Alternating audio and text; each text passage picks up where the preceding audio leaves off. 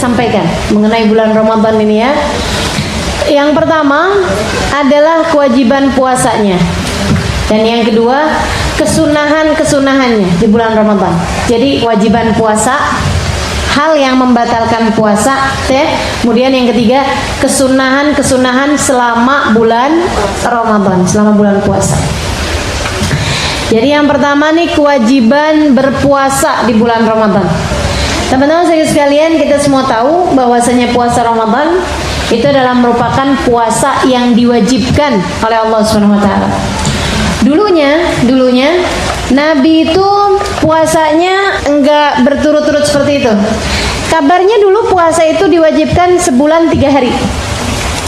Tiap datang sebulan kewajiban puasa 3 hari, gitu ya. Nah, kemudian termasuk juga hari Arafah dulunya wajib. Termasuk juga hari Asyura tanggal 10 tuh dulunya juga wajib. Ketika datang kemudian kewajiban puasa Ramadan, Allah jadikan puasa-puasa yang lain semuanya sunnah. Yang wajib hanya sisa Ramadannya aja. Allah perintahkan pada tahun kedua.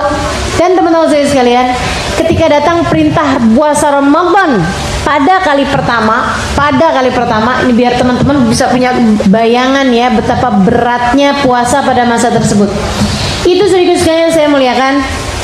Ketika datang perintah pertama puasa bulan Ramadan terjadi pada tahun kedua Hijriah. Pada tahun itulah terjadi pula perang Badar pada bulan Ramadan. Jadi kebayang sahabat-sahabat itu berpuasa sambil latihan perang, sambil berangkat perang. Ada yang pada hari tanggal 17 sambil perang, itu puasanya.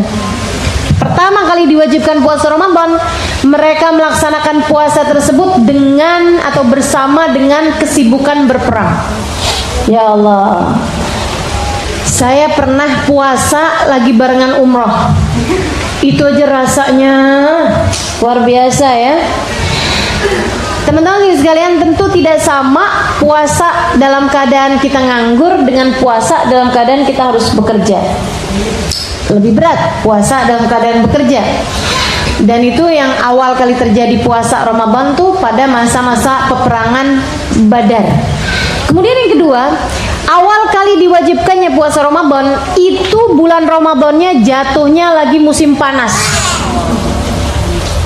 Dan teman-teman sekalian, saya kasih tahu, bulan Ramadan kalau lagi musim panas di negeri Timur Tengah, itu panasnya sampai mencapai 50 derajat Celcius.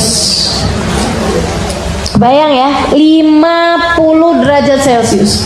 Kita tuh yang kegerahan sampai kipas-kipas tuh paling 36, 37 gitu.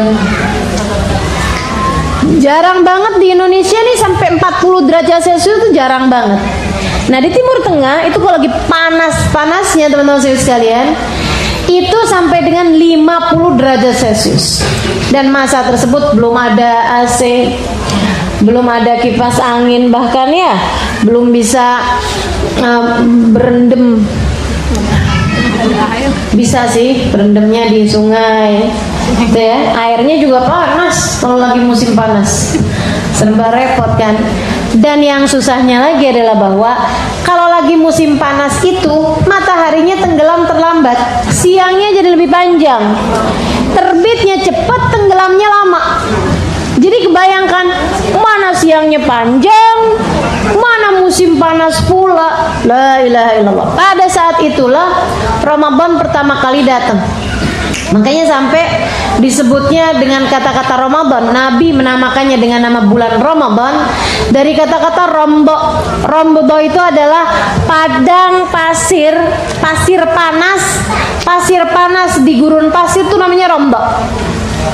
Itu pasir panas yang dapat membakar. Teman-teman sekalian, di padang pasir panas tuh kalau lagi musim panas, kalau kita mau masak telur nggak usah susah-susah, masukin aja ke dalam, tumpukin sama pasir-pasir, mateng telurnya, beneran ini. Jadi kalau orang mau bakar-bakar apa-apa, masukin aja.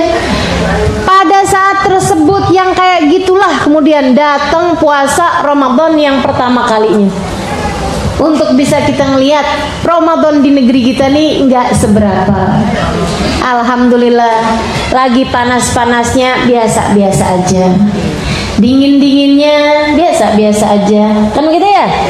Terus azannya standar aja, jam-jam 6 aja azan maghribnya kira-kiranya, kan begitu ya. Jadi sekalian saya muliakan, di beberapa negara-negara yang lain ada loh yang azan maghribnya jam 12. Habis itu kemudian datang subuhnya jam 3 pagi. Sepanjang hari siang semua. Saya pergi ke Australia pas lagi musim panas. Itu teman-teman sekalian saya muliakan, saya ngeliatin masih terang kayak gini nih. Saya lihat jam 10 malam, jam 10 PM. Jadi jam 10-nya masih kayak gini nih. Belum apa-apa gitu, belum ada tanda-tanda matahari mau tenggelam. Ya Allah, ini kalau puasa pas lagi musim kayak begitu, luar biasa beratnya ya. Maka alhamdulillah, nikmat karunia dari Allah SWT. Allah jadikan bulan Ramadan di negeri kita ini standar waktunya sama, cuacanya juga sama-sama aja gitu kan. Alhamdulillah, alhamdulillah. Teman-teman sekalian saya muliakan, kemudian ketika kita mengerjakan ibadah puasa Ramadan, ada kewajiban-kewajibannya. Kalau bicara tentang kewajibannya cuma 2, niat sama imsak. Niat sama mencegah diri dari makan, dari minum, dari berhubungan intim, dari mulai subuh sampai dengan maghrib. Itu aja sih kalau bicara kewajibannya. Niatnya harus malam menurut pendapat Imam Syafi'i. Menurut pendapat Imam Syafi'i. Dan niatnya harus setiap malam menurut pendapat Imam Syafi'i. Jadi setiap malam tuh kita niat. Nggak bisa mencukupi niat sekali untuk 1 bulan menurut pendapat Imam Syafi'i. Tapi ada pendapat dari Imam Malik bin Anas yang mengatakan bahwasanya diperkenankan niat di malam pertama untuk sepanjang bulan. Jadi buat 1 bulan kita udah niat malam pertama tuh udah cukup gitu. Kita kerjain aja, kita kerjain. Seenggaknya kalau ada hari-hari kita yang terlupa dari niat, seenggaknya puasa kita pada hari tersebut sah menurut pendapat Imam Malik. Gitu ya. Jadi teman-teman sekalian, awal malam Ramadan kita niat nawaitu shom hadzal syahr. Gitu. Nawaitu shom hadzal syahr. Saya berniat puasain sepanjang bulan Ramadan. Ya tentu saja kalau ada halangan seperti datang bulan dan lain sebagainya, itu memang halangan dari Allah SWT. Tapi bahwa kita sudah berniat untuk berpuasa sepanjang bulan dari sejak awal datangnya bulan suci Ramadan. Kemudian teman-teman sekalian yang saya muliakan, niatnya itu harus dimalamin. Dan maksudnya dimalamkan adalah bahwa kita niat puasanya dari sejak maghrib, itu udah masuk waktu malam, sampai dengan sebelum subuh. Ya, kalau udah datang adzan subuh, nah itu berarti udah habis waktunya niat. Berarti kalau kita nggak ada niat sama sekali sepanjang malam, nah itu puasa kita nggak sah untuk hari tersebut menurut pendapat Imam Syafi'i sekali lagi. Dan sah puasa kita jika kita niat walaupun pagi hari menurut pendapat Imam Abu Hanifah yang mengatakan bahwa diperkenankan niat sebelum zuhur. Jadi kalau ada orang yang, "Mah, tadi malam saya lupa niat, mah, nggak keingetan sama sekali kalau hari ini harus puasa." Ya udah pagi-pagi niat aja, sekurangnya puasanya sah menurut pendapat Imam Abu Hanifah dengan syarat belum makan nasi goreng, belum makan nasi uduk, sisa sahur. Nggak ada ya orang sahur nasi uduk kayak dengan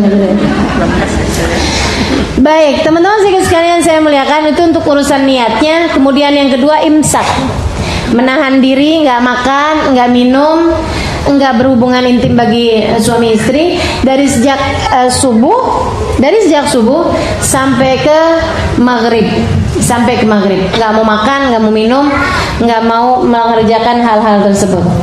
Dan akan menjadi semakin sempurna puasa kita ketika kita tidak hanya mencegah masuknya makanan dan minuman ke dalam perut kita, akan tetapi mencegah seluruh anggota tubuh kita dari perbuatan-perbuatan dosa. Karena sedikit sekalian, semua amal ibadah jika dilipat gandakan karena kemuliaan satu waktu, maka dosa pun jika dikerjakan di waktu tersebut akan berlipat ganda pula. Dan di bulan Ramadan semua pahala kan berlipat ganda. Jadi katanya para ulama, dosa juga hati-hati berlipat ganda juga. Serem bener nih kita. Maka mudah-mudahan kita berpuasa dan kita bisa mencegah mata kita dari melihat pemandangan haram. Kita juga bisa mencegah telinga kita dari mendengar sesuatu yang diharamkan. Kita juga bisa mencegah tangan kaki kita dari bergerak pada sesuatu yang tidak diperkenankan Allah.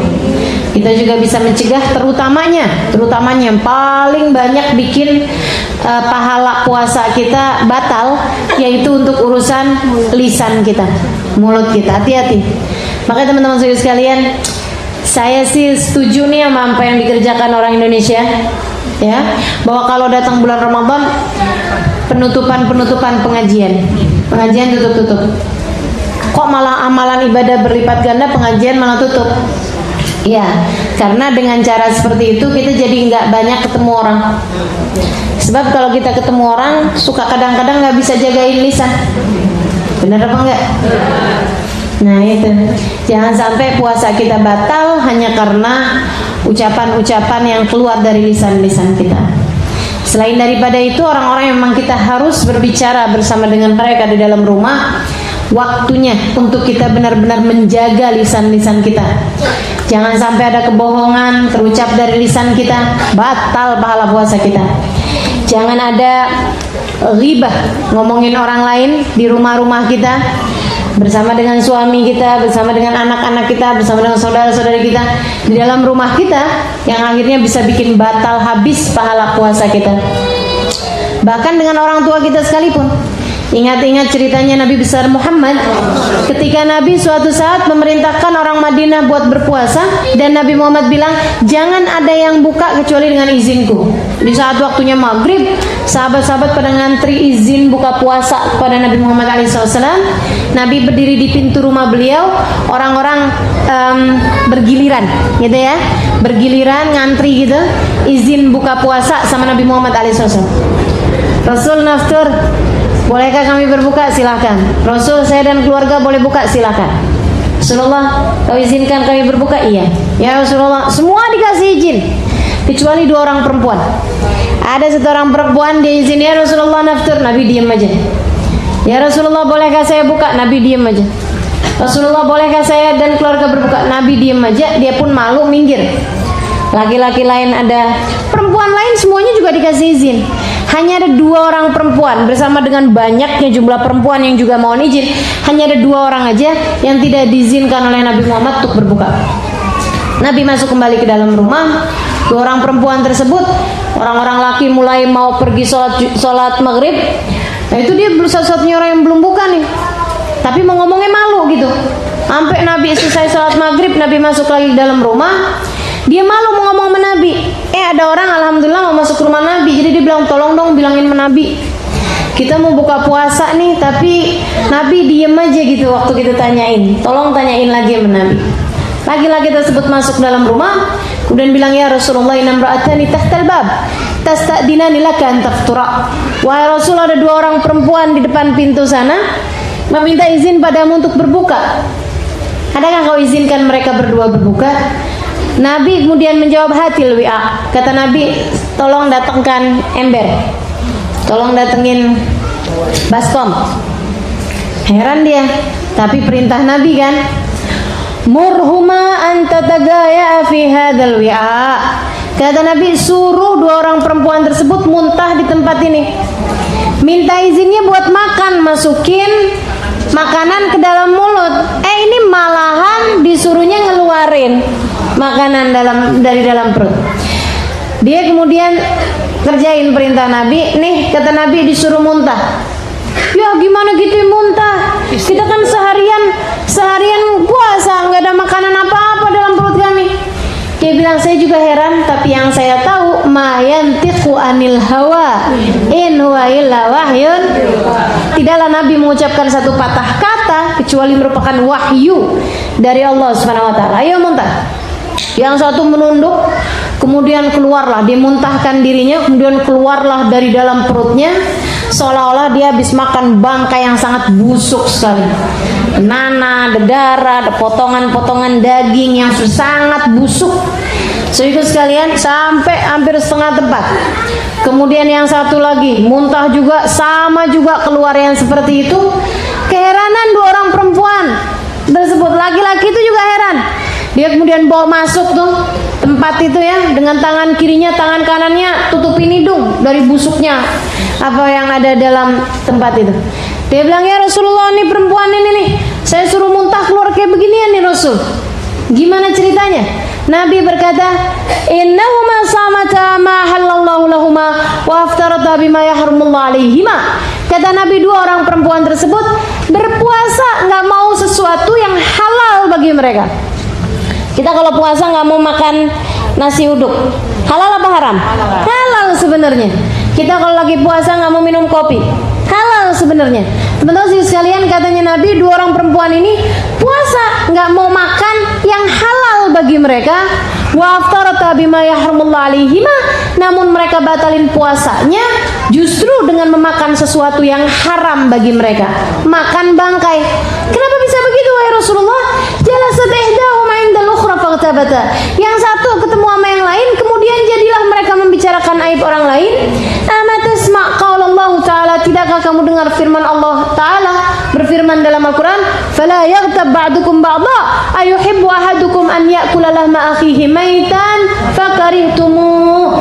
Janganlah kalian membicarakan aib orang lain, itu sama seperti memakan bangkai daging saudara kalian sendiri. Ya Allah, ya Allah, serem teman-teman sekalian. Dan betapa sulitnya ya kita punya lisan nih buat kita jagain, buat nggak ngomongin orang. Bener nggak? Sulit nggak? Oh, setengah mati. Hanya hamba-hamba Allah yang benar-benar terjaga. Hanya hamba Allah yang benar-benar terjaga. Dan sepertinya kita belum termasuk di antaranya. Makanya bulan Ramadan benar-benar sarana kita untuk jaga lisan. Sampai-sampai dalam doanya para ulama kita kalau bulan puasa tuh, sebelum bulan puasa, Allahumma barik lana fi Rajab Sya'ban balighna Ramadan wa inna 'ala siyam wal qiyam wa qiraatil Qur'an wa ghanni'na bil qalil min at-ta'am wal manam wal kalam. Gitu katanya para ulama gitu. Ya Allah, berkahi Rajab, berkahi Sya'ban, sampaikan umur kami ke bulan Ramadan. Ya Allah, mudahkan kami buat puasa, mudahkan kami buat tarawih, mudahkan kami untuk banyak baca Al-Quran. Ya Allah, bantu kami untuk menyedikitkan apa aja? Makan, menyedikitkan tidur, sama menyedikitkan bicara. Dan ini nih paling sulit rasanya untuk kita jaga, menyedikitkan makanan. Namanya bulan Ramadan, emang waktu makannya jadi pendek kan. Kemudian menyedikitkan tidur, seharusnya sih juga memang bisa ya kita lakukan, karena itu kan memang waktu malamnya juga jadi pendek. Kita udah akan bangun pastinya buat mempersiapkan sahur kan gitu. Jadi waktunya memang jadi pendek. Asal jangan waktu siangnya jadi gantiin tidurnya aja gitu kan. Tapi sebenarnya memang waktu tidurnya tuh memang seharusnya menjadi lebih pendek.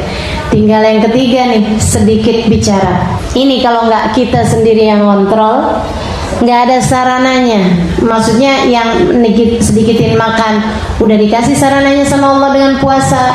Menyedikitkan tidur, udah dikasih sarananya sama Allah dengan tarawih dan sahur. Yang menyedikitkan bicara, nggak dikasih sama Allah sarananya, kecuali penjagaan diri kita masing-masing. Penjagaan diri kita, kontrol diri kita masing-masing.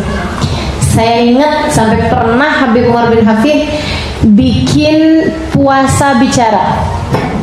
Bukan lagi bulan puasa, lagi hari-hari biasa. Ini udah sangat berbahaya lisan, sampai beliau bikin puasa bicara. Orang nggak boleh ada yang ngomong. Anak Darul Mustafa, anak Darul Zahra nggak boleh ngomong. Kecuali untuk urusan yang darurat yang harus ngomong, baru dia ngomong. Selebihnya nggak ada, semuanya diem. Diem aja gitu ya. Berapa lama? Pokoknya sampai seminggu atau berapa minggu gitu waktu itu. sepi emang enak. Senang gitu ya, tenang. Emang ternyata lisan nih penjagaannya paling susah, teman-teman sekalian. Gimana, setuju? Mau bikin kayak gitu? Buat diri sendiri ya tentu saja. Kita nggak mungkin ngajakin orang buat puasa ngomong ya. Aduh, ya Allah, khair, insya Allah, mudah-mudahan Allah bisa jaga lisan-lisan kita seperti mana Dia telah menjaga lisan-lisan para kekasihnya. Amin, amin, ya Rabbal Alamin, birahmatika ya Arhamar Rahimin. Pastikan kita kalau bicara nggak ada bohongnya, ada manfaatnya, nggak ada yang terluka, tersakiti karena ucapan kita. 3 itu aja minimal. 3 itu aja minimal. Nggak ada bohongnya, ada manfaatnya, dan nggak menyakiti orang lain. Karena ghibah tuh nyakitin orang apa enggak? Nyakitin tentu saja ya. Nah itu teman-teman sekalian saya muliakan, puasanya kita jagain dari mulai habis subuh sampai ke maghrib, dari semua hal-hal yang dapat membatalkan pahala puasa kita, terutamanya apa yang keluar dari lisan-lisan kita ini. Itu kewajibannya. Kalau kita kemudian bicara tentang apa yang bikin batal puasa, batalnya puasa tentu saja kita bicara secara fikih ya. Batal puasa kalau secara pahala tadi yang udah saya sampaikan, dari ribah, namimah, bohong, kemudian sumpah palsu kata Nabi, marah-marah yang gak jelas, itu juga bisa bikin batal pahala puasa ya. Ibu-ibu nih terutama nih, bangunin anak buat sekolah. Biasa nih ustazah kalau udah pagi-pagi terjadi gencatan senjata, terjadi peperangan antara nggak tahu nih antara apa sama apa nih ya. La ilaha illallah, la ilaha illallah. Mudah-mudahan kita bisa jaga lisannya. Nah kalau membatalkan puasa secara fikihnya, secara asli puasanya memang jadi wajib diqadha ya. Saudara sekalian saya muliakan, meskipun itu yang saya sebutkan tadi, ngomongin orang, kemudian bohong, itu juga membatalkan puasanya, zat puasanya menurut pendapat Imam Abu Hanifah, sehingga harus diqadha. Saya tuh kalau baca hilafiyahnya ulama ya Allah, benar-benar ikhtilafu ummati rahmah. Sebab kalau mesti ikut pendapat Imam Abu Hanifah, nih puasa kita kayaknya kagak ada yang sah. Kalau kemudian bohong batalin puasa, ngomongin orang batalin puasa, harus diqadha lagi. Pas lagi diqadha lagi, ada ngomongin orang juga. Nggak kelar-kelar, yang ada sepanjang tahun kita puasa terus-terusan kali. Ya Allah, ya Allah. Nah kemudian kalau menurut Imam Syafi'i batal pahala puasa. Walaupun kalau dipikir-pikir, ngapain kita puasa kagak ada pahalanya ya? Kan begitu. Masuk dalam hadisnya Nabi, kam min saim laisa min siyamihi illal ju' wal atash. Berapa banyak orang puasa nggak dapat pahala apa-apa dari puasanya, melainkan hanya menahan lapar dan haus belakang. Dan sedikit sekalian saya muliakan, kemudian yang membatalkan secara zatnya puasanya wajib diqadhain tentunya adalah masuknya sesuatu dengan sengaja, ke lobang-lobang yang terbuka atau yang dibuka. Lobang-lobang yang terbuka atau yang dibuka.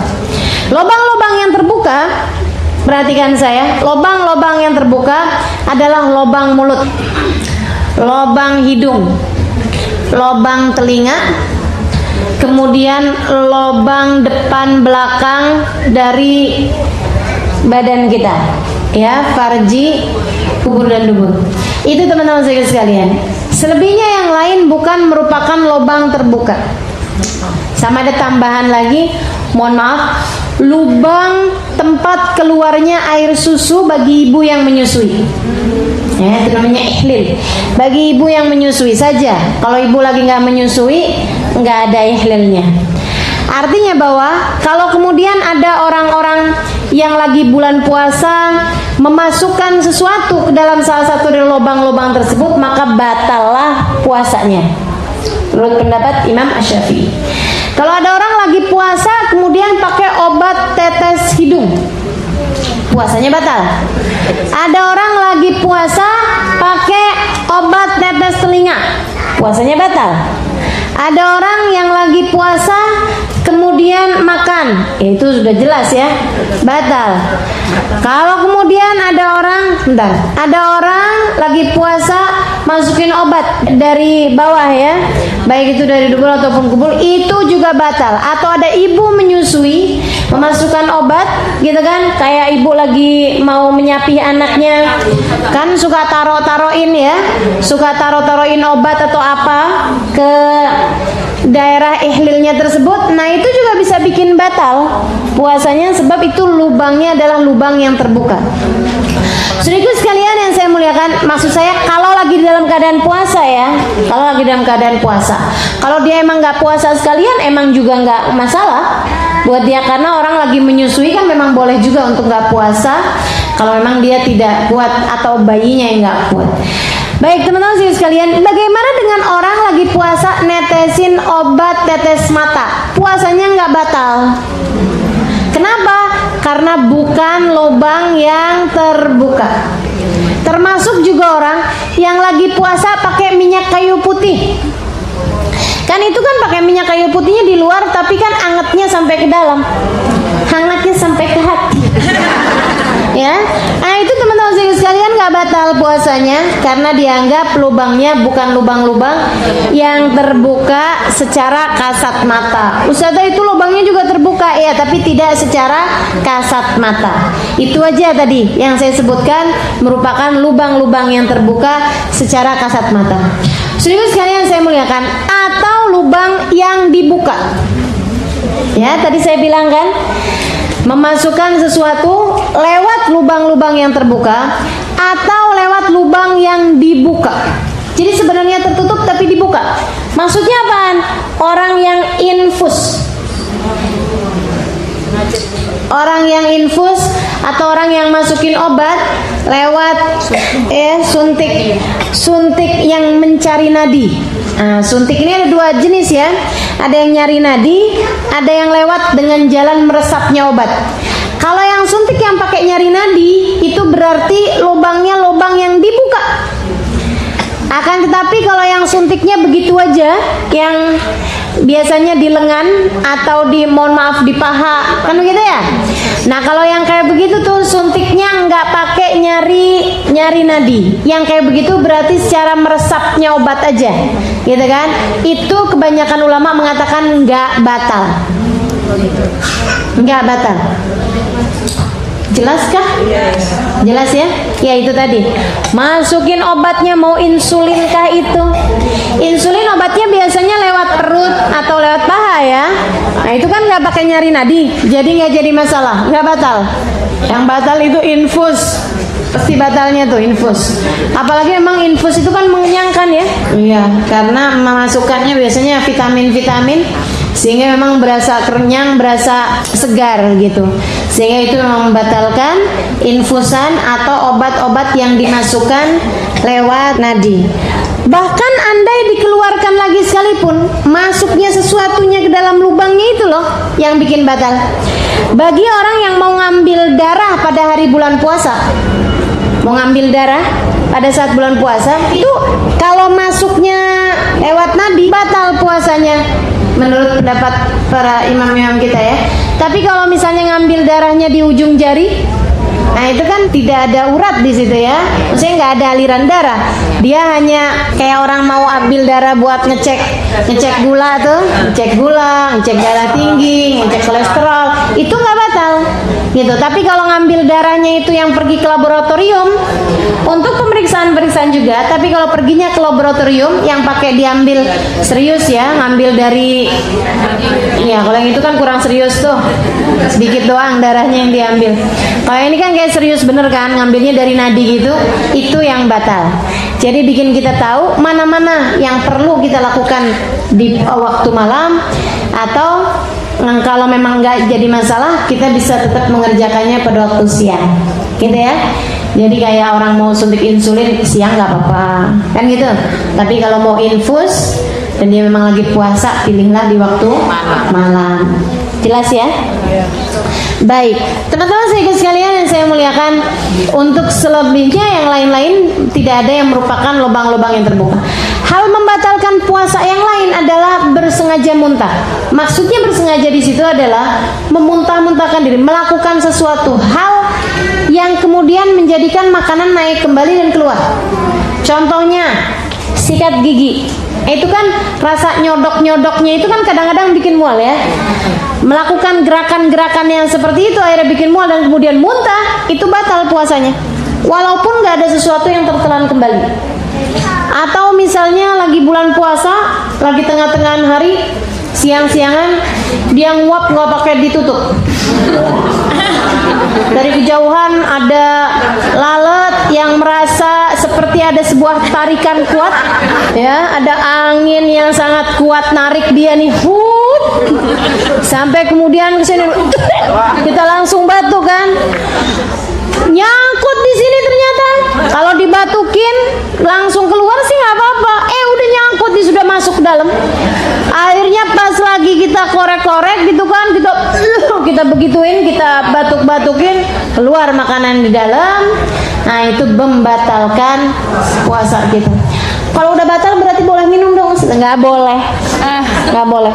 Semua yang tadi saya sampaikan tadi ya, kalau kemudian batalin puasa bukan artinya kemudian ya udah puasa udah batalin, udah minum aja ini aja. Nggak boleh teman-teman sekalian. Kalau sedang berada di bulan Ramadan, lihurmatil waqt, untuk memuliakan waktunya puasa. Untuk memuliakan waktunya puasa. Kemudian hal membatalkan puasa yang lainnya adalah datangnya haid ataupun nifas. Ketika seorang lagi puasa, walaupun sisa 10 menit, ini nyesek nih ya kalau kayak gini. Boleh nggak sih Ustazah, nggak usah kita periksa. Karaja periksanya habis selesai maghrib. Habis selesai maghrib, selesai buka ya, selesai buka mau sholat maghrib baru kita periksa gitu, boleh nggak kayak gitu? Boleh. Ya boleh-boleh aja, tapi puasanya emang udah batal ya. Kalau ternyata memang yang keluar adalah haid, gitu teman-teman sekalian. Dan kalau akhirnya puasa juga seperti itu.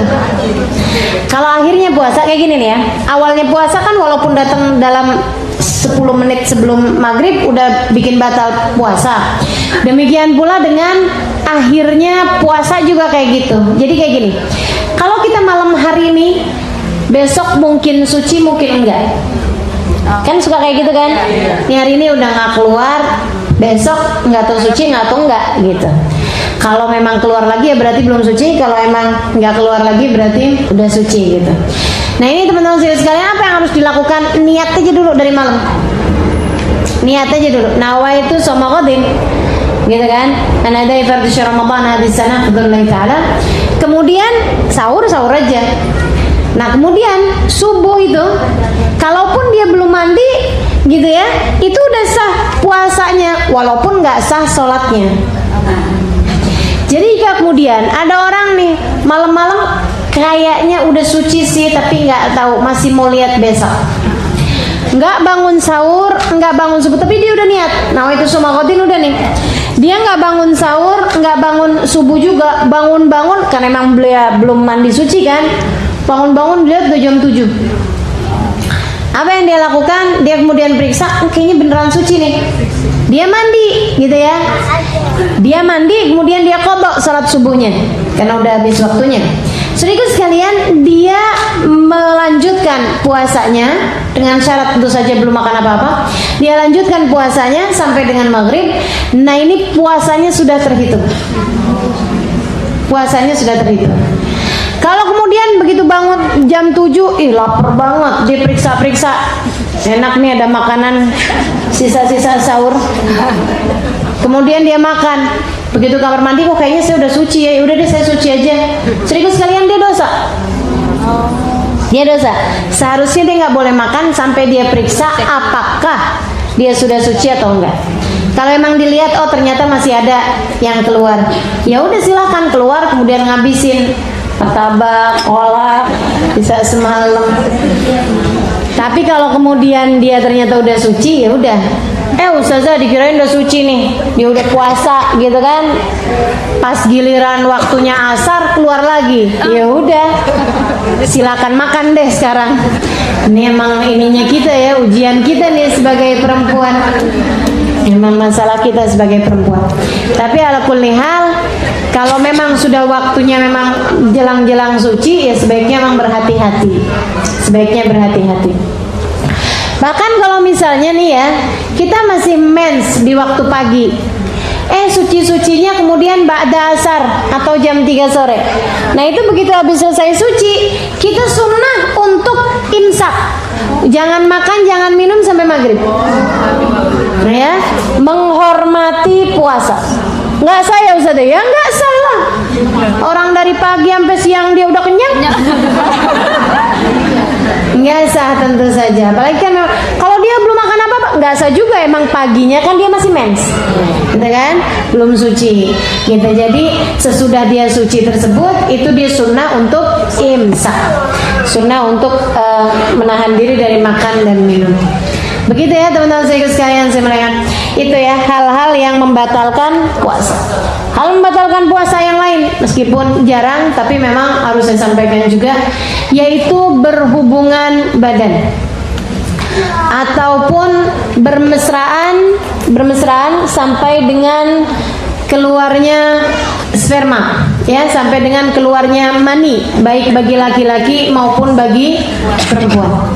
Kalau nggak sampai keluar mani, memang itu tidak membatalkan puasa, tapi membatalkan pahalanya puasa.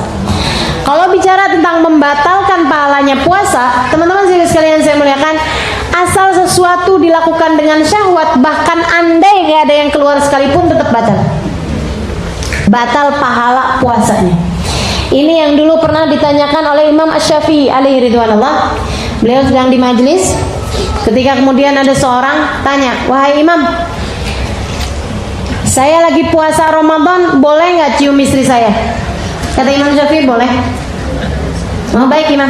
Dia pun jalan. Masih di majelis itu juga ada orang nanya pertanyaan yang sama.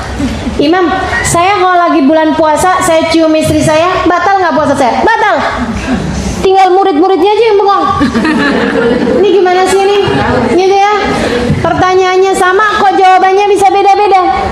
Habis selesai orangnya kemudian pergi, mereka bertanya, "Ghayyarta ijtihadak ya Imam?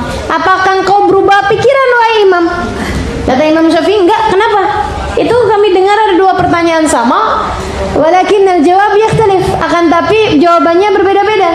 Katanya Imam Syafi'i, "Oh yang tadi urusan cium istri?" "Iya Imam." Dia bilang yang pertama yang tanya kakek-kakek. Tapi ya mungkin Imam Syafi'i nggak tahu kalau zaman-zaman sekarang ini ada tua-tua keladi. Kan? Ya Allah. Imam Syafi'i tadi yang tanya pertama kakek-kakek udah tua. Kalaupun dia mencium istrinya hanya karena sayang aja, bukan karena syahwat, jadi nggak jadi soal. Yang kedua tuh pengantin baru tuh yang nanya. Makanya kok saya rada-rada gimana gitu kalau orang-orang ngawinin bulan-bulan Sya'ban. Kesian teman-teman saya sekalian sih ya. Ya kalau malam sih boleh. Ya Allah, ya Allah. Kan insyaallah mudah-mudahan bisa dijaga. Kalau sampai ada orang lagi puasa kemudian berhubungan intim, apa ininya? Bayarnya atau hukumannya apa? Hukumannya adalah memerdekakan budak. Zaman itu budak tuh harganya ratusan juta ya teman-teman. Atau seenggaknya puluhan juta gitu, mahal.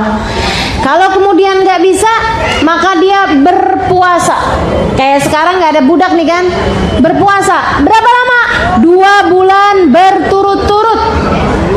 Berturut-turut loh. Jadi kalau misalnya udah batal, udah bayar puasanya 50 hari, habis itu kemudian batal di hari ke-51, ngulang lagi dari awal. Dan yang bagus adalah bahwa yang kemudian kena hukuman 2 bulan berturut-turut itu hanya suaminya saja. istrinya kagak, tapi jangan kemudian godain ya. Syukurin dia aja yang suruh puasa 2 bulan gitu. Kasihannya. Jadi gitu teman-teman sekalian. Nah kalau ustazah nih misalnya nih, mohon maaf nih, keluar maninya bukan karena hubungan intim, tapi karena lagi tidur ngimpi. Namanya mimpi kan kita nggak bisa atur ya. Tahu-tahu gitu, batal apa enggak? Nggak batal lah. Namanya suatu nggak dikerjakan tanpa sengaja. Tapi kan dia wajib mandi, betul. Dia wajib mandi. Akan tetapi nggak batal puasanya. Nah, lanjutkan aja. Nggak apa-apa tuh setelah mandinya. Nggak apa-apa mandinya, asalkan jangan dengan berendam atau berenang. Mandi yang makruh ketika bulan puasa adalah mandi dengan cara berenang ataupun berendam. Kalau mandi dengan cara keramasan itu nggak jadi soal, teman-teman sekalian. Walaupun siang hari, tengah hari panas-panas, wah enak nih kayaknya nih keramasan gitu kan ya. Airnya dingin-dingin, kalau perlu dikasih Coca-Cola. Batal nggak tuh? Nggak batal ya, asalkan nggak ada yang masuk. Asal nggak ada yang masuk, nggak masalah, teman-teman sekalian. Yang nggak boleh berenang atau berendam. Nah, kalau berendam tuh makruh. Demikian pula kalau berenang. Dengan Ustazah, berendamnya tuh kepalanya nggak masuk, cuman dari sini ke sini. Tapi kan ada lubang-lubang lain. Kabarnya orang, mohon maaf ya, kalau kentut dalam air tuh ada yang masuk loh airnya, karena kan keluar gini, hup.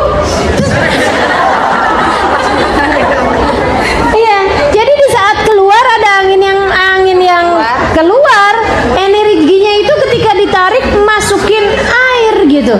Karenanya kemudian tidak diperkenankan bagi orang yang sedang dalam keadaan puasa untuk mandi dalam keadaan berenang ataupun berendam.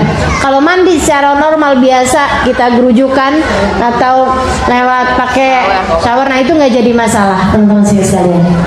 Jadi gitu ya, itu hal-hal yang membatalkan puasa. Saya tadi ada terangkan mengenai lubang-lubang terbuka, ya kan? Nah itu yang dimaksudkan dengan lubang terbuka, apa dari sejak awal udah merupakan lubang terbuka yang batalin puasa kalau ada sesuatu yang masuk. Mohon maaf ya, hidung ini kan salah satu lubang terbuka. Kalau kita lagi puasa gini-gini, gitu kan, mobil langsung batal gitu Ustazah? Enggak batal teman-teman sekalian. Ini saya kasih tahu. Walaupun agak-agak gimana gitu ya, tapi lah ya fiti. Yang namanya lubang telinga sama lubang hidung, bagian dalamnya yang batal puasa kita kalau memasukkan sesuatu lewat itu. Kalau depan-depannya nggak jadi masalah. Kalau udah dalam baru batal. Itu adalah yang tidak tertembus sama jari kecil kita. Ya, yang nggak tertembus sama jari kecil kita. Kalau misalnya masih nggak maulah saya tahu contohnya, takut lupa. Ya. Kalau misalnya kita pakai jari tangan kita, jari tangan apalagi telunjuk misalnya, gitu ya, kita ngupil gitu istilahnya kan gitu ya, pakai jari telunjuk atau jari kecil. Nah itu nggak jadi masalah teman-teman sekalian. Nggak jadi masalah, asal ukurannya ukuran normal aja kan gitu, ukuran normalnya kita. Kalau kita pakainya itu udah cotton bud, kita masukin sampai ke dalam, batal puasanya menurut pendapat Imam Syafi'i. Demikian pula dengan lubang telinga. Kalau kita cuman begini ini aja, nggak paksa-paksa ya, cuman bagian luarnya aja gitu, atau bagian dalam lubang tapi yang masih terjangkau oleh jari tangan kita, maka itu nggak jadi masalah. Tapi begitu pakai cotton bud dan kemudian apalagi pakai yang ada ujungnya tuh, zaman dulu tuh nggak sih? Ya, masukin sambil korek-korek gitu. Biasanya matanya agak gitu-gitu deh, meremlek matanya. Nah itu batal teman-teman sekalian. Baik ya. Sekarang kalau lubang mulut, yang mana yang zahir, yang mana yang batin? Yang mulut kita ini semuanya zahir. Yang batin adalah tempat keluarnya makhraj kha. Ya, tempat keluarnya makhraj kha itu agak di atas ya. Makhraj kha, teman-teman sekalian. Nah, kalau sudah berada di makhraj kha, di atasnya sana itu luar, di bawahnya situ adalah dalam. Kalau ada sesuatu seperti yang tadi saya sampaikan, kalau ada lalat nyangkut gitu ya, kalau nyangkutnya masih yang di sini aja, gitu kan? Ya di lidah bagian atas, bagian dalam, kemudian kita keluar, itu nggak batal. Tapi kalau kemudian dia udah masuknya udah dalam, ya kita keluarkan sampai dengan biasanya suka ada yang kayak asem-asem gitu ya, keluar dari dalam, itu udah batal puasanya. Gitu. Jadi mulut ini enggak termasuk bagian dalam. Istilah katanya kalau ada orang siangan hari puasa dia sikat gigian gitu ya, enggak batal puasanya, tapi makruh. Dia sikat gigian nggak ada yang masuk ke dalam, nggak ada yang masuk, dia ludah-ludahin sampai bersih gitu ya, puasanya tetap sah, hanya saja makruh. Makruhnya dari sisi menghilangkan bau puasa dari mulutnya. Kata Nabi Muhammad alaihissalam, la khalu famis saim atyab indallah min rihil misik. Sungguhnya bau mulutnya orang yang berpuasa di sisi Allah, di sisi Allah, bukan di sisi manusia, itu lebih wangi daripada bau misik. Kenapa saya tekankan di sisi Allah? Bukan berarti mentang-mentang wangi kok di sisi Allah. Ngomong sama sebelahnya, ya Allah deket-deket banget. Ustazah saya mau curhat dong Ustazah, saya mau nanya nih Ustazah, tapi dekat banget ngomongnya, ya Allah.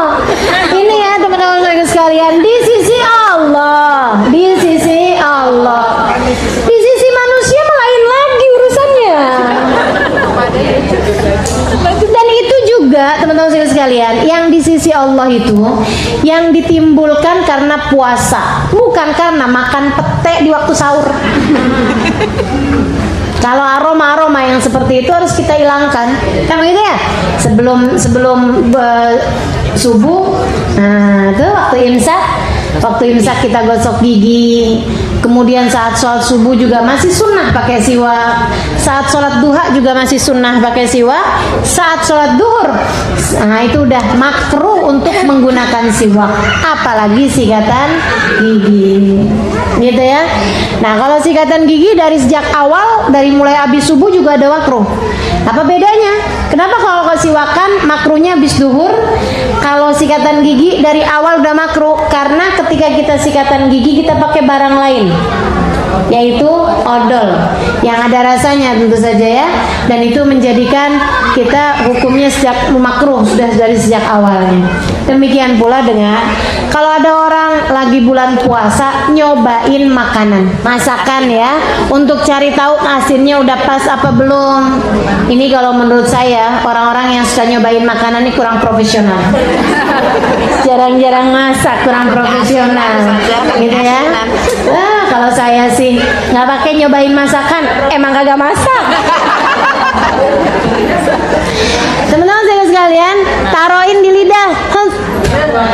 Saya juga heran itu kapan ceritanya ngerasainnya ya, cepet banget loh.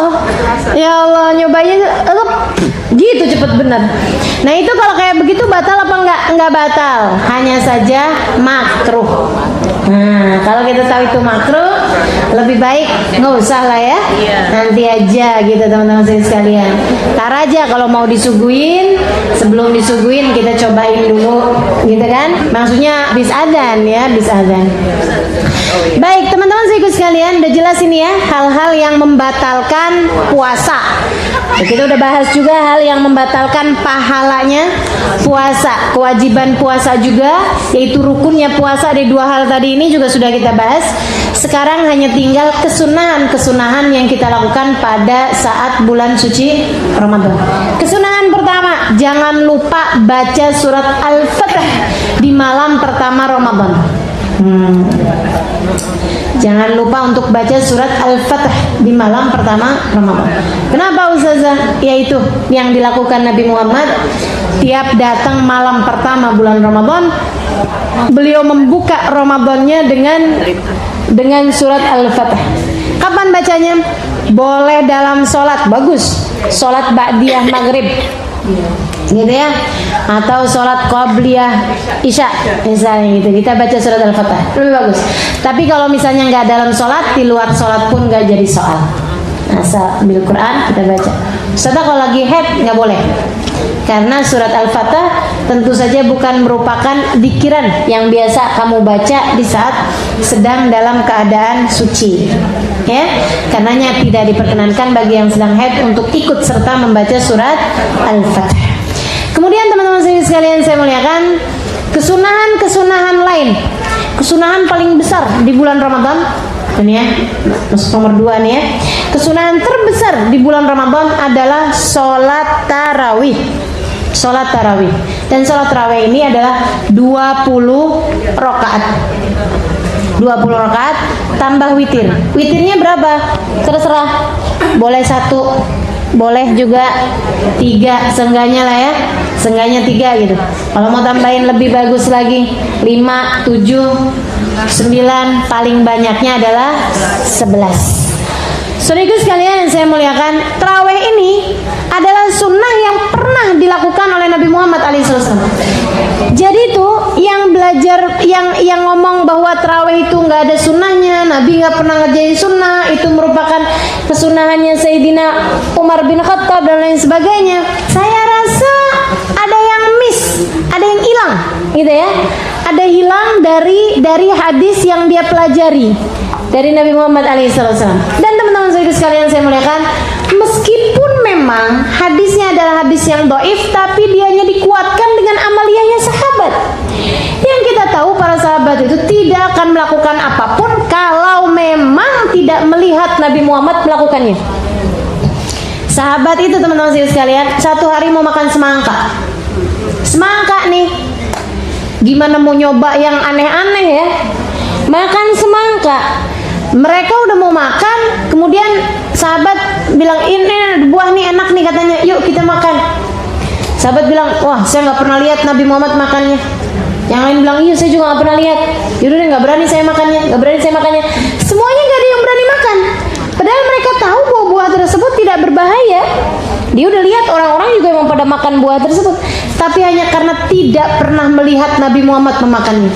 Sampai ada datang seorang, dia bilang, saya pernah tahu Nabi Muhammad makan buah ini. Mereka pun bilang, oh kalau gitu mari kita makan.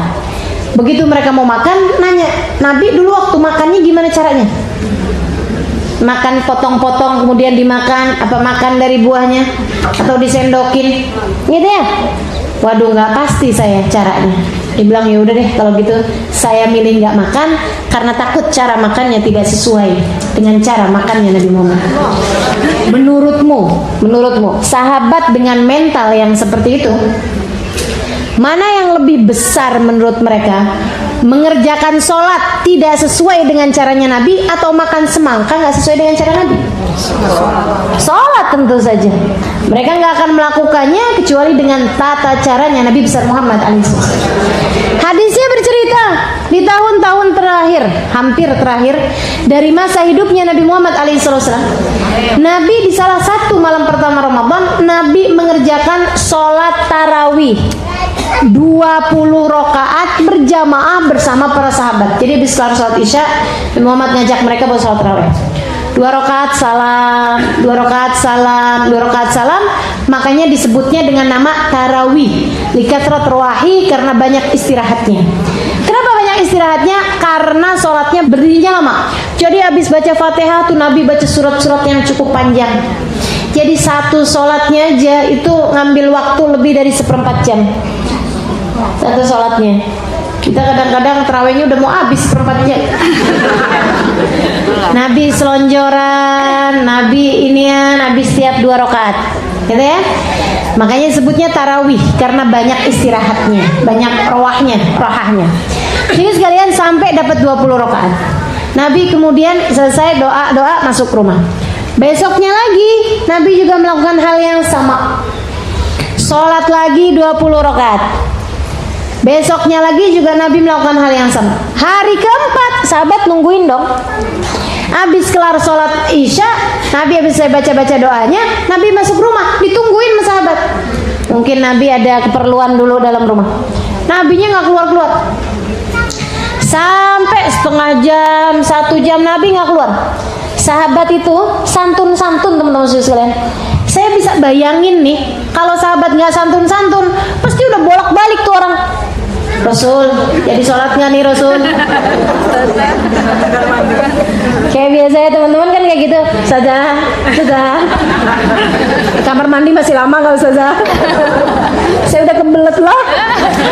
Ya Allah. Teman-teman sekalian saya muliakan, sahabat Nabi itu santun. Mereka nungguin Nabinya nggak keluar, ya udah gitu, tungguin aja. Sampai sekitar setengah jam, 1 jam Nabi nggak keluar, mereka pun mulai bubar satu demi satu. Sampai ketika kalau di kita ya setengahan malam jam 12-an, nah itu baru semua sahabat udah pada nggak ada lagi di masjid, karena mereka juga harus ini kan, harus siap-siapin sahurnya apa segala macam.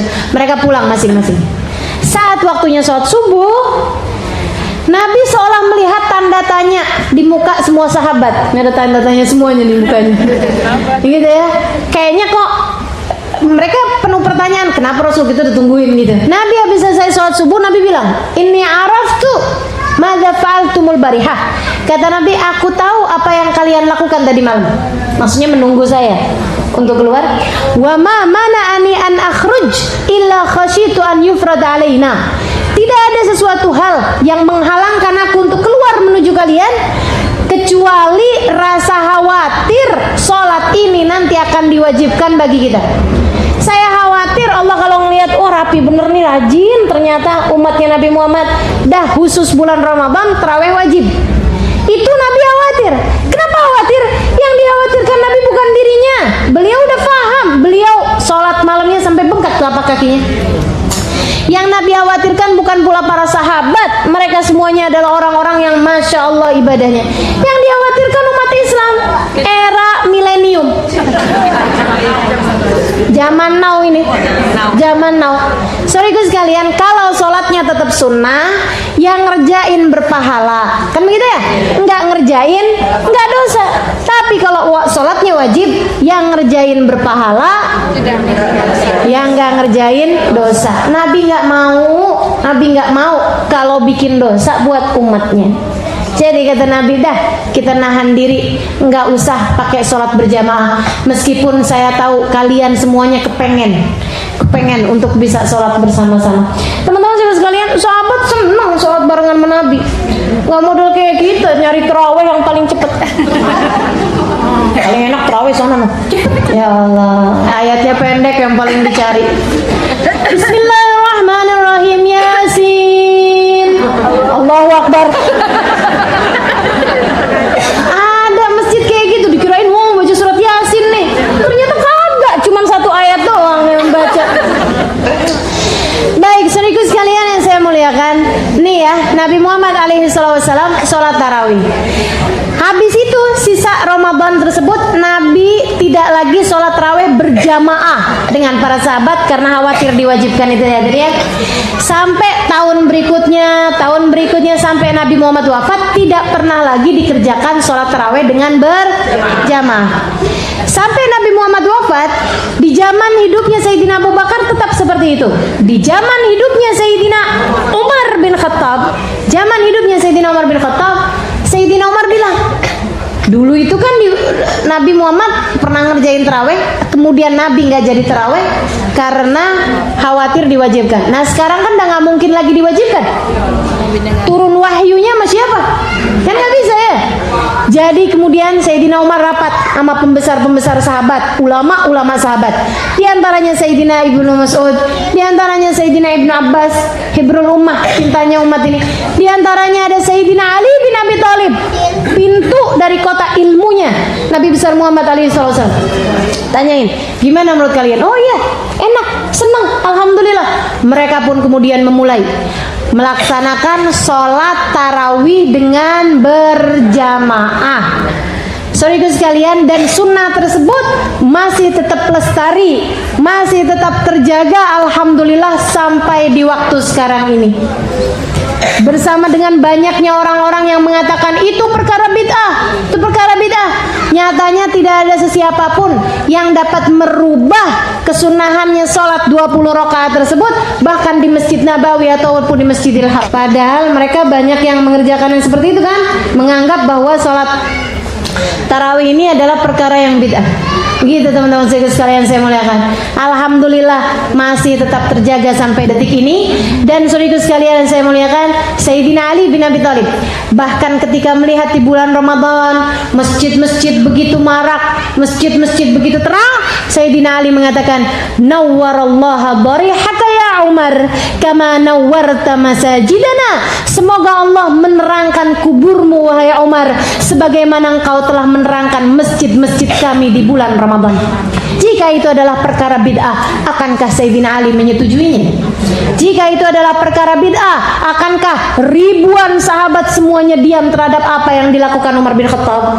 Maka teman-teman sekalian, meski hadis yang menceritakan tentang sholat tarawihnya Nabi Muhammad SAW itu hadisnya riwayatnya secara riwayatnya adalah dhaif, akan tetapi ianya menjadi kuat dengan amaliyah para sahabat-sahabat sampai dengan ulama-ulama sampai ke zaman sekarang ini, merupakan kesunahan yang sangat amat baik. Dan pada kesunahan tarawih itulah yang dimaksudkan dengan hadisnya Nabi Muhammad SAW, man shoma Ramadan wa qamahu imanan wa ihtisaban ghufira lahu ma taqaddama min dambi. Siapa yang mengerjakan puasa Ramadan dengan baik dan dia ibadah di waktu malamnya. Ibadah di waktu malamnya yang dimaksudkan adalah dengan mengerjakan sholat tarawih. Sholat yang khusus kita kerjakan hanya pada bulan Ramadan. Mudah-mudahan Allah kasih kemudahan pada kita sekalian. Kesunahan lain saudara sekalian saya muliakan, banyak baca Al-Quran. Syahrul Ramadan alladzi unzila fihil Quran hudal linnasi wa bayyinatin minal huda wal furqan. Sayyidina Imam Syafi'i menghatamkan Al-Quran 60 kali hataman selama bulan Ramadan. Para ulama-ulama banyak diantara mereka yang seharinya hatam satu hataman Quran. Saudara sekalian saya muliakan, kita kalaupun nggak nyampe segitu, ya udah kita siapkan waktu secara khusus untuk kita membaca Al-Quran selama bulan Ramadan. Kan gitu ya?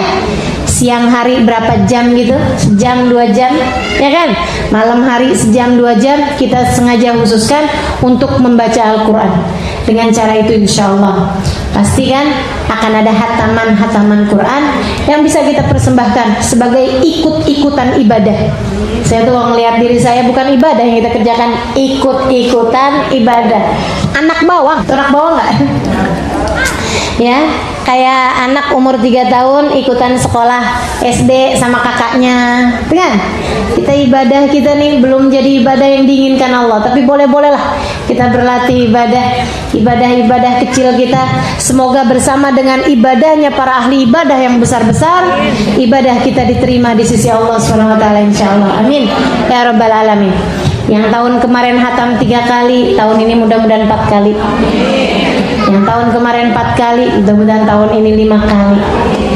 Yang kemarin 1 hataman Quran, tahun ini 2 kali hataman. Nah itu ya. Yang tahun kemarin gak hatam, tahun ini insya Allah hatam. Jadi sebaiknya jangan sampai ada di antara kita yang gak dapat sama sekali hataman Quran selama bulan Ramadan. Kemudian sunnah yang berikutnya juga yang gak kalah pentingnya, yaitu untuk memperbanyak bersedekah di bulan Ramadan. Sebab amalan sekali di bulan Ramadan diriwayatkan berlipat ganda minimal 70 kali, atau banyak pula yang berlipat ganda hingga 1000 kali lipat. Saudara sekalian saya muliakan, maka satu sedekah dirham di bulan Ramadan senilai 1000 dirham, senilai 1000 dirham. Dan bagus-bagusnya sedekah pada bulan Ramadan adalah memberi bukaan puasa bagi yang berpuasa. Gitu ya, kita ngasih bukaan puasa, dia memakannya, kita dapat pahala yang sama dengan puasa orang tersebut. Gitu. Itu ibadah sedekah yang bisa kita lakukan selama bulan Ramadan, selain juga ibadah-ibadah yang lain.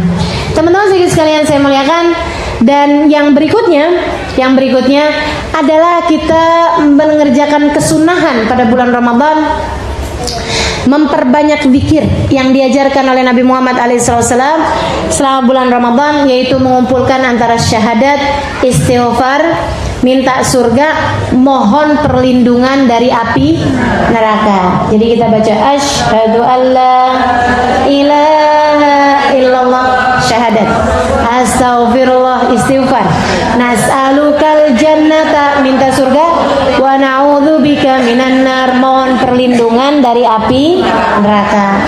Kita perbanyak zikran tersebut selama bulan Ramadan. Memang diajarkan oleh Nabi besar Muhammad alaihissalam. Jadi itu bukan zikir yang khusus dibaca jelang buka, bukan. Karena saya pernah ajarin zikir ini, kemudian ada yang bilang, Ustazah, walaupun zikirnya dibaca pagi boleh? Boleh lah. Malam boleh? Udah buka? Boleh. Dia bilang soalnya musola-musola, masjid-masjid tuh banyak yang bacanya jelang-jelang buka. Jadi mereka taunya hanya merupakan zikiran saat jelang buka doang.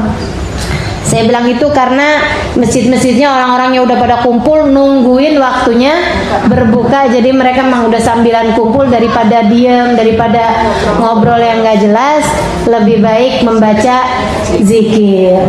Begitu ya.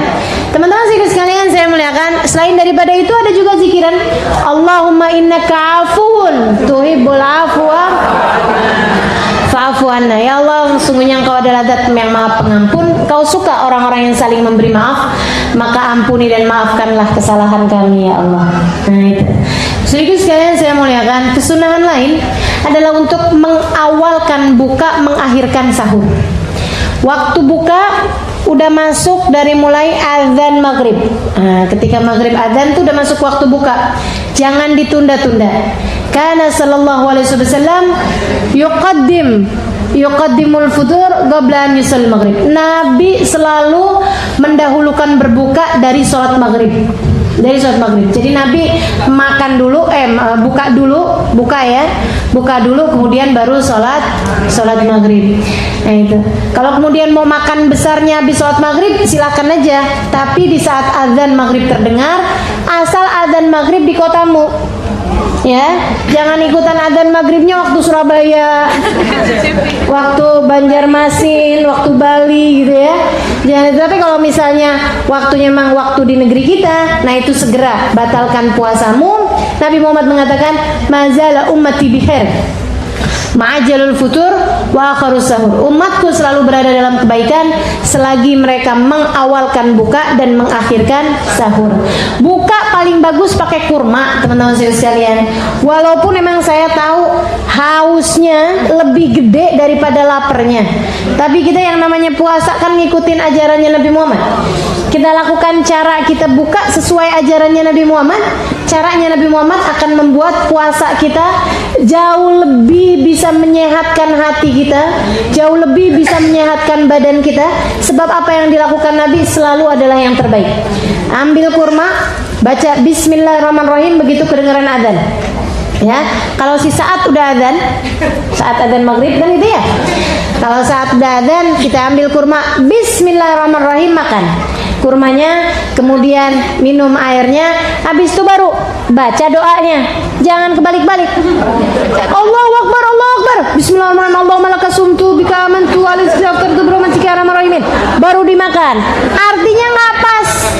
Ya Allah, karenamu aku telah berpuasa, dengan rizkimu aku telah berbuka. Baru dipegangin doang. Malaikatnya bingung nih, gimana ini anak. Ya Allah, jadi jangan salah kaprah ya. Ya, makan dulu kurmanya. Awalinya dengan bismillah aja. Bismillahirrahmanirrahim, kita makan kurma, kita minum air, baru kemudian baca doa berbuka puasa. Ustazah, sebenarnya yang mana sih? Dapat doma atau Allah malakasumtu? Doa, teman-teman sekalian. Semuanya bagus. Dan memang kedua-duanya, bahkan tiga ya, warid anin Nabi sallallahu alaihi wasallam, datang, ada riwayatnya. Kalau dibilang bahwa yang satu hadisnya lebih sahih, urusan doa kagak ada hadisnya aja nggak apa-apa. Ya kan itu ya? Urusan doa yang namanya kita meminta kebaikan, ibu-ibu sekalian, nggak ada hadisnya aja nggak apa-apa. Nggak ada hadisnya aja nggak apa-apa. Ibu-ibu minta biar rezekinya gampang, kebeli rumah, minta apa enggak? Minta. Itu bid'ah loh, Nabi nggak ada. Kalau kamu bilang bahwa semua yang nggak dikerjain Nabi dari doa-doa adalah bid'ah, tapi kan nggak seperti itu. Kita boleh minta apapun aja, yang namanya doa semuanya bagus. Apalagi memang ada hadisnya, walaupun satu riwayat ada yang lebih sahih daripada riwayat yang lain. Kalau mau pasti baca aja semuanya, kayak saya dibaca tiga-tiganya. Allahumma laka sumtu wa bika amantu wa ala rizkika aftartu bi rahmatika ya arhamar rahimin. Dhahaba dhama wa btallatil uruq wa thabata al ajru insyaallah taala. Allahumma ya azim ya azim ya azim ighfir dzambal azim fa innahu la yaghfiru dzambal azim illa al azim. Baca dah ketiga-tiganya. Itu teman-teman sekalian, ustazah panjang bener. Ya Allah, nggak nyampe seperempat dari doa buka puasa yang diajarin sama guru saya. Saya diajarin doa buka puasa dari guru saya, panjang bener. Saya nggak amalin. Bingung kapan makannya nih, doanya panjang banget. Jadi dah, seenggaknya tiga itu aja, ringan masih ya. Jadi gitu teman-teman sekalian saya muliakan. Kemudian sahurnya kita belakangin, tapi jangan belakang-belakangan banget. Sampai waktunya Allahu Akbar, masih ada cabe, tahu sama cabe dalam mulut kita. Pedes. Ya Allah, nggak gitu. Seharusnya sudah berhenti makan sahur sekitar 15 sampai 10 menit sebelum adzan subuh. Ketika ditanya Sayyidah Aisyah, berapa jarak antara sahurnya Nabi dengan adzan subuh? Sayyidah Aisyah menjawab, biqadar khamsina ayat, seukuran 50 ayat, dan 50 ayat dalam kisaran 10 sampai 15 menit dari adzan subuh. Gitu ya. Kemudian teman-teman sekalian yang saya muliakan, hal terakhir yang merupakan kesunahan dari bulan suci Ramadan adalah menghidupkan malam-malamnya, terutamanya adalah malam-malam yang diperkirakan turun hujan rahmatnya lebih deras daripada malam-malam yang lain. Kapan itu? Malam 17 Ramadan. Salah satu dari malam-malam yang diperkirakan turun hujan rahmat lebih deras daripada malam-malam yang lain. Malam pertama Ramadan, seperti yang tadi telah saya sampaikan, gitu ya. Malam pandangan cinta Allah kepada hamba-hambanya, malam pertama Ramadan. Kemudian lagi malam-malam ganjil, terutamanya adalah di 10 hari terakhir dari bulan Ramadan. Malam 21, malam 23, malam 25, malam 27, dan juga malam 29. Teman-teman sekalian, 5 malam tersebut adalah malam yang kita disunahkan untuk memperbanyak beribadah pada Allah SWT pada malam tersebut, karena sangat berkemungkinan terjadinya Lailatul Qadar. Seperti itu ya. Lailatul Qadar, apa yang terjadi di sana? Karunia yang sangat amat indah. Dari Lailatul Qadar khairun min alfi. Lailatul Qadar lebih mulia daripada 1000 bulan, bukan 1000 malam, tapi 1000 bulan. Berlipat gandanya bukan 10 kali ya, bukan 10 kali, bahkan bukan 100 kali, bahkan bukan 1000 kali, tapi 1000 dikali 30. Luar biasa ya, 63 tahun lebih. Nah, jadi yang namanya Lailatul Qadar itu 63 tahun lebih. Artinya kalau kamu hidupin malam tersebut dan dapat Lailatul Qadar, kamu seperti ibadah seumur hidup, teman-teman sekalian. Masya Allah, terhapuskan dosa segitu lamanya. Alhamdulillah, mudah-mudahan kalau tahun kemarin kita belum dapat, tahun ini kita harus dapat insyaallah. Dalam keadaan Lailatul Qadar, kita sedang beribadah pada Allah Subhanahu wa taala. Allah terima ibadah kita, menaikkan kita pada derajat yang tinggi. Amin ya rabbal alamin. Wallahu a'lam.